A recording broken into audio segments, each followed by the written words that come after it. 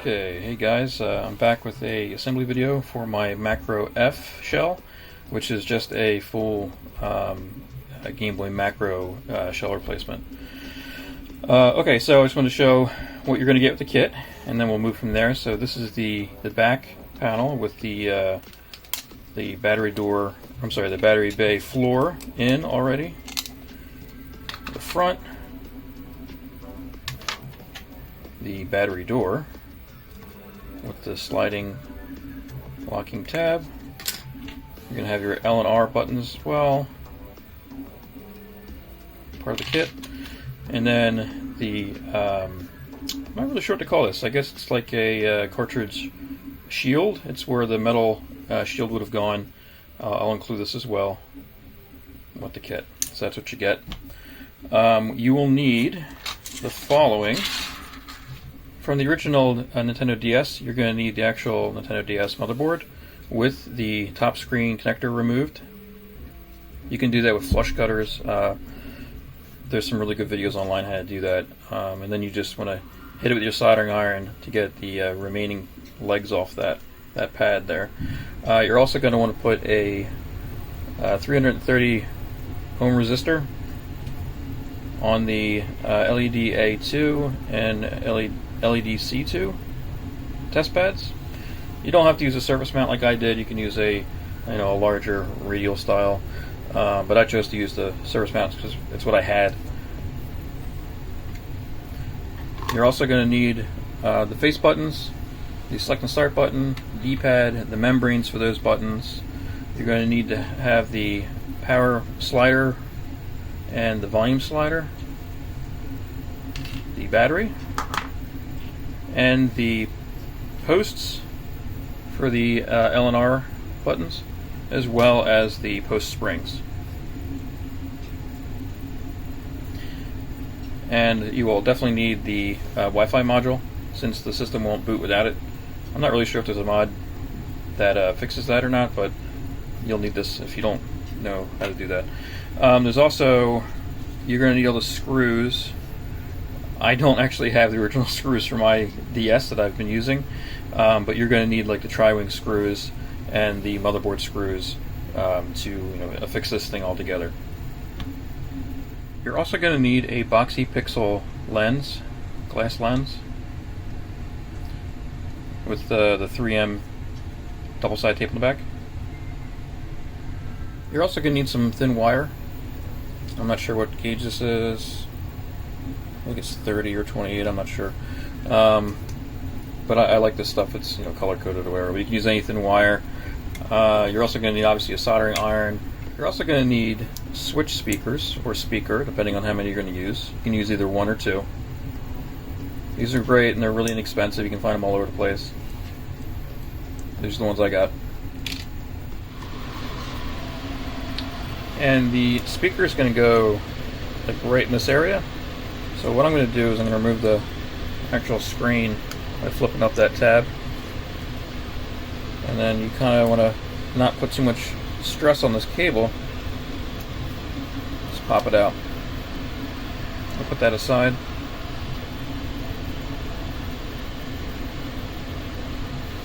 And you see these test pads here. It's speaker left, speaker right.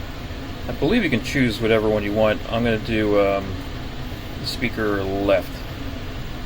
If I was going to do the back, I'd wire the speaker right. So really what I want to do is figure out how long the wires should be. And really they should be pretty short. About that.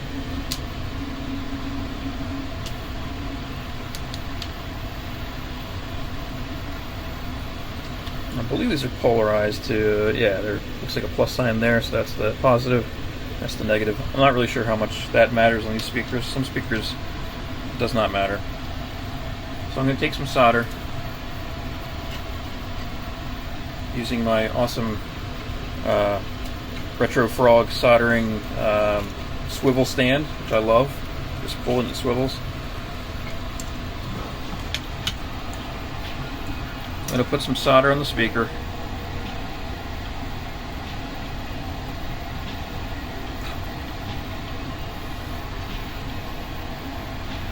I'm just going to solder the wire on.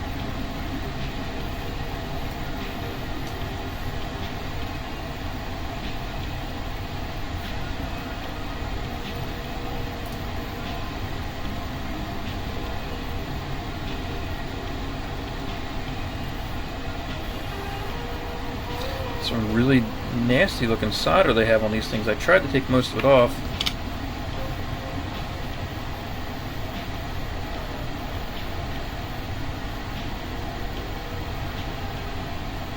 It feels like a low temp solder too. But anyway, that's on there.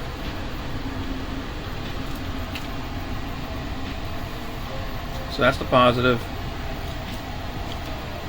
Apply some more solder on this pad.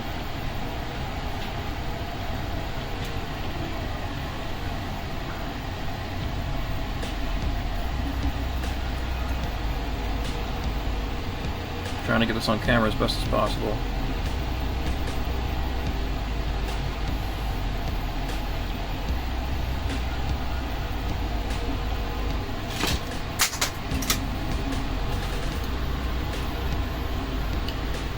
Okay,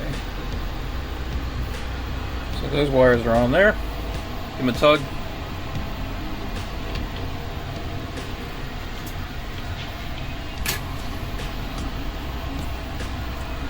And like I said, it's going to go like right here. So I'm going to give a little bit of slack. So right about there for that speaker test point. And then, you know, whatever ground point you want to use. I think I've been using this video ground, not video ground. This is the V in, the voltage in ground. There's probably a better ground point, but I'm just going to use that.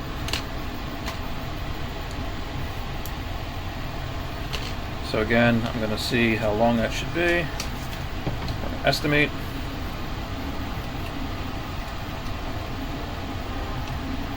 Give myself a little slack.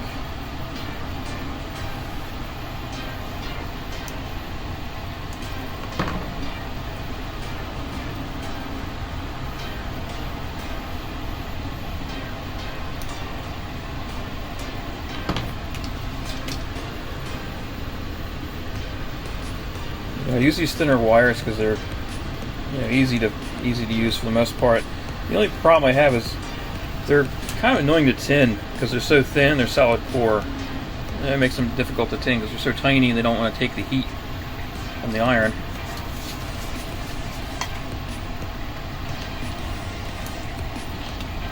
Okay, so just again what we're going to do here, I'm going to apply solder to this test point, SPL0,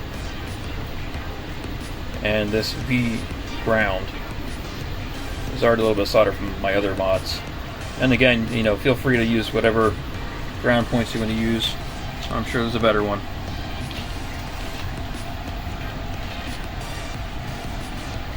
I'll try to get this as best I can on camera. These test pads can be kind of a pain to get, again, heated up and get some solder on there. Just take your time. If it doesn't work out the first time, you know, just be patient.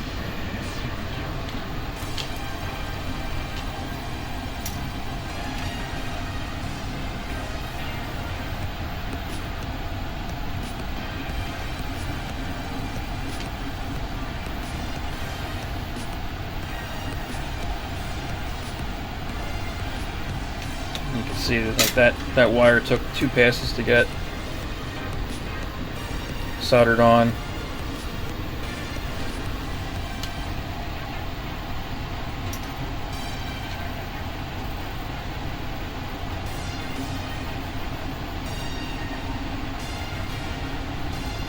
What you really want to be careful of is anytime you do a ground, well, I guess anytime you do any type of you know, wiring onto a motherboard, you want to make sure that you're not hitting both like power and ground. That would create a short, which would be, you know, bad. So once that's done, it should look something like that.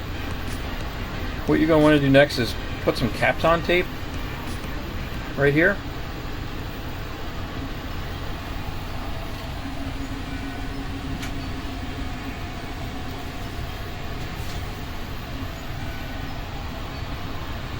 So I actually kind of hate this stuff. Maybe it's the brand I've been buying, this cheap brand, but it's kind of a pain in the butt. Like, I feel like as soon as I cut it to size and get my fingers all over it to put it down on the actual board, it doesn't stick as well as it did to itself. But, you know, just do the best you can. Maybe the brand you use is better, I'm sure. So I'm just going to take a piece of that.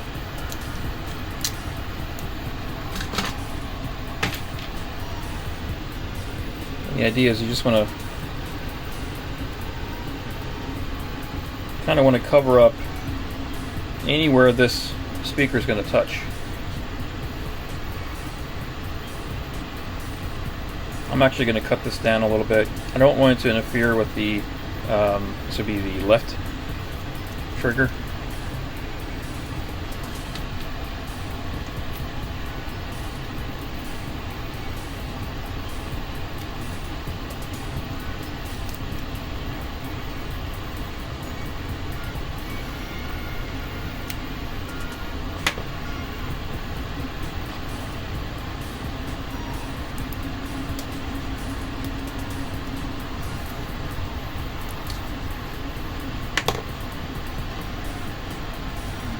And one thing that would have helped me, I think, is a sharper X-Acto blade, but there we go. So that's basically what you want to do. Let's see, so now you want to start populating the front of the screen, or I'm sorry, the front of the shell, with the keypad, face button, select and start. Next, you're going to want to take the light pipe and the long, hard to see, but the longer leg side goes down into the light pipe well, and it should be snug, but still easy enough to get in there. It's basically held in by friction, like that. Okay, so this part's a bit of a dance, because you've got the speaker hanging off here, you got the screen attached, and you want the screen to sit in here, the speaker to sit in there, and obviously be flipped around nice. And then once that's done, you're going to actually have to push the screen up a little bit to get the shield piece in, because it's got a locking part here so it doesn't fall out later. So let's go ahead and see how that goes. See, my Kapton tape is already coming off. I swear. I gotta buy a better brand. I'm sure this is from Amazon. Garbage. Okay.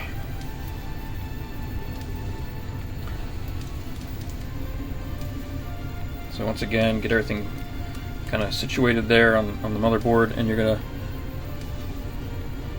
want to make sure that the membranes are seated properly before you do anything.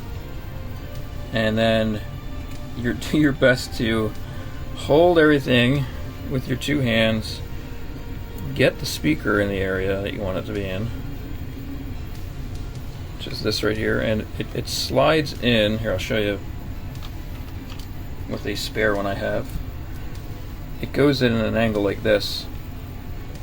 You can see there's a notch here and a flex part here, like a snap, and it pushes down and snaps into place so it holds it. It's really not even needed for this, because it literally touches the motherboard and will be held in place, but I thought it was a nice little addition to add the snaps.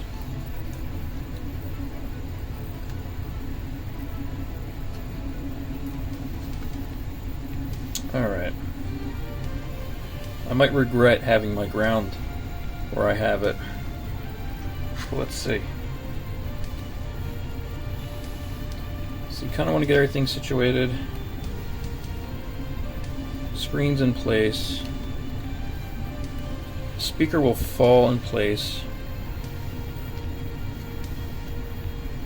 But you want to watch out, because these wires get in your way.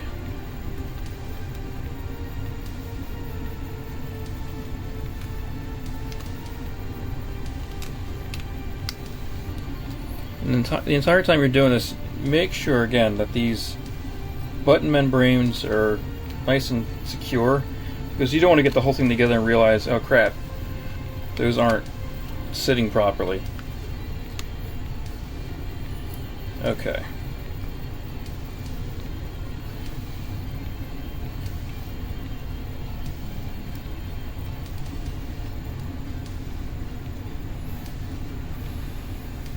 So next is the cartridge shield, and what I like to do is just push up the bottom here while holding the top, and then at an angle just kind of drop it in place, and it falls in, and now that's pretty secure. Now that you've gotten this far, go ahead and put in the silver Phillips head screws that were used originally. Make sure not to use the gold screws or any other screw that's not meant for these, because this is really shallow front and back, and you can put like you can go through the front screwing it down. I'll show you in a sec, because I actually used the wrong screw in mine, so I don't want you guys to do the same thing.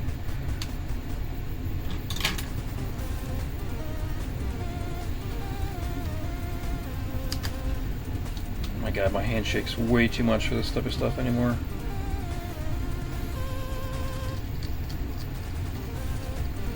So you want to get those in.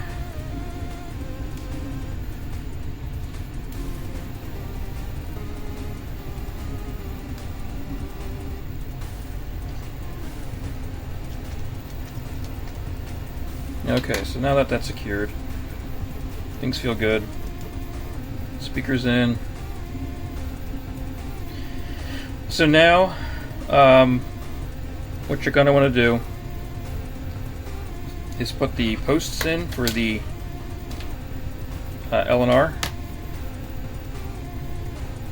And you know, I really hope you don't lose these. These things are, I mean, I suppose you can just buy new ones, but they roll off my desk constantly. I can't believe I haven't lost them. After that, you want to put the L&R on the same way the originals went on. So in other words, I designed these to be exactly like the original, with the space in the middle for the spring.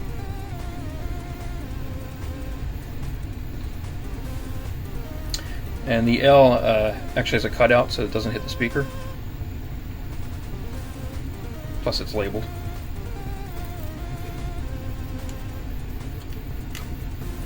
So you want to get that in there like this, and then tuck it around just like the original. You know, hit it a few times to make sure it actually feels good. It should. Do the same thing for the other side.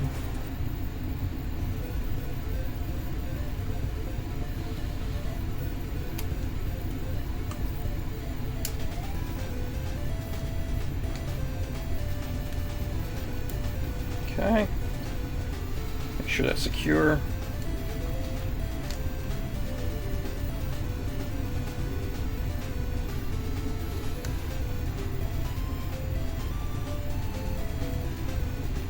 Feels good. Once it all goes together, it'll probably be easier to, it'll just feel better. These feel good though. Okay, that's done. Don't forget the Wi-Fi module, which I actually have lost somehow.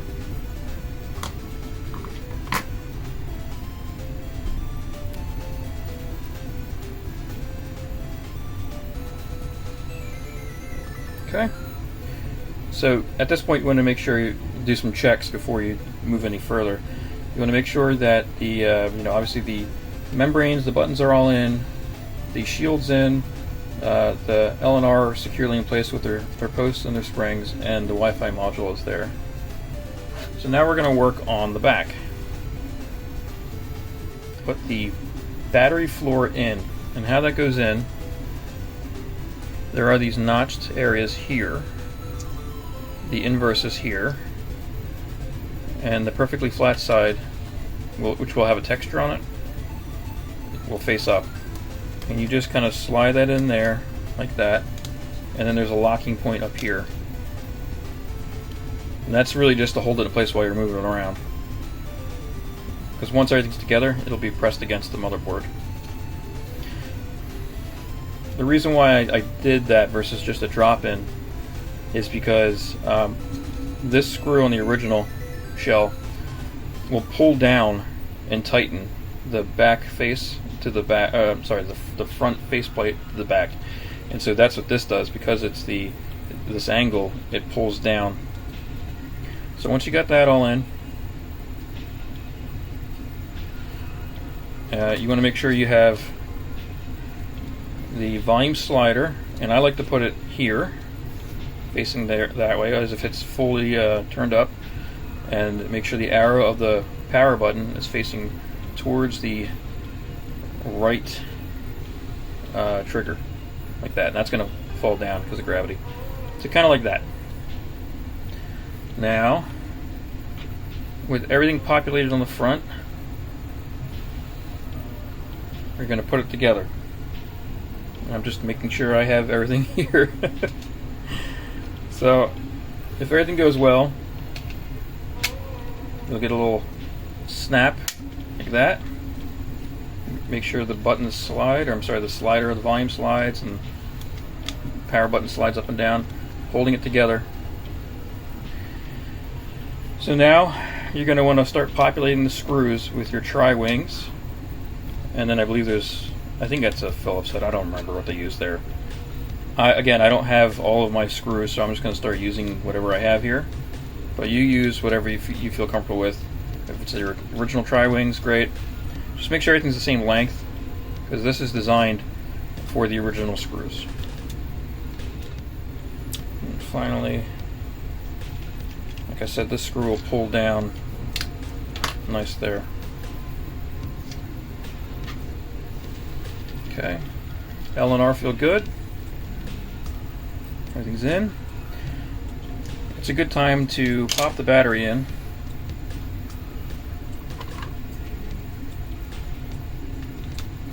Just drops in, just to test everything out. Battery's in.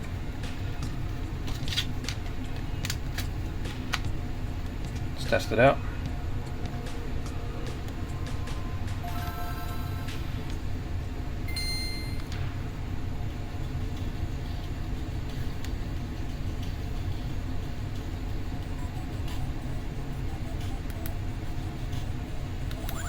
Alright.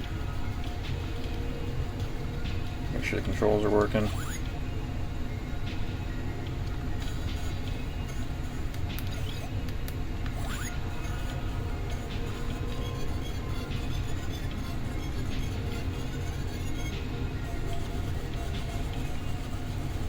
Working good.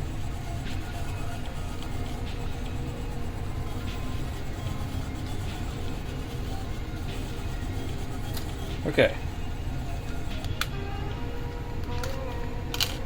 So the last thing you're going to do is apply your boxy pixel lens, and you're going to want to remove the backing on the 3M double-sided tape there, and then lay on top of the screen here and just press gently so it's all secure.